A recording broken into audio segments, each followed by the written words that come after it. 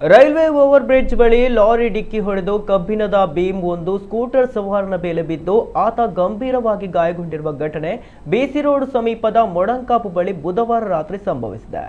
ವಾಹನ ಸಾಗಾಟ ಮಾಡ್ತಾ ಇದ್ದ ಕಂಟೈನರ್ ಲಾರಿ ರೈಲ್ವೆ ಮೇಲ್ಸೇತುವೆಯ ಒಂದು ತಡೆಬೇಲಿ ದಾಟಿ ಇನ್ನೊಂದು ತಡೆಬೇಲಿಯಡಿ ಹೋಗುವಾಗ ಡಿಕ್ಕಿ ಹೊಡೆದಿದೆ. ಇದೇ ವೇಳೆ ಬಿಸಿ ರೋಡ್ ತಲಪಾಡಿ ಪ್ರದೇಶದ ಟೈರ್ ಅಂಗಡಿ ಮಾಲೀಕ ಉದಯ್ ಅವರು ಕೆಲಸ ಮುಗಿಸಿ ಮನೆಗೆ ತೆರಳುತ್ತಾ ಇದ್ರು. ಆಗ ಕಬ್ಬಿಣದ ಬೀಮ್ ಅವರ ತಲೆ ಮೇಲೆ ಬಿದ್ದಿದೆ. ತಕ್ಷಣವೇ ಅವರನ್ನ ಸಮೀಪದ ಖಾಸಗಿ ಆಸ್ಪತ್ರೆಗೆ ದಾಖಲಿಸಲಾಗಿದೆ. ಘಟನೆ ಬಳಿಕ ರೈಲ್ವೆ ಅಧಿಕಾರಿಗಳು ಸ್ಥಳಕ್ಕೆ ಭೇಟಿ ನೀಡಿ ಪರಿಶೀಲನೆ ನಡೆಸಿದ್ದಾರೆ.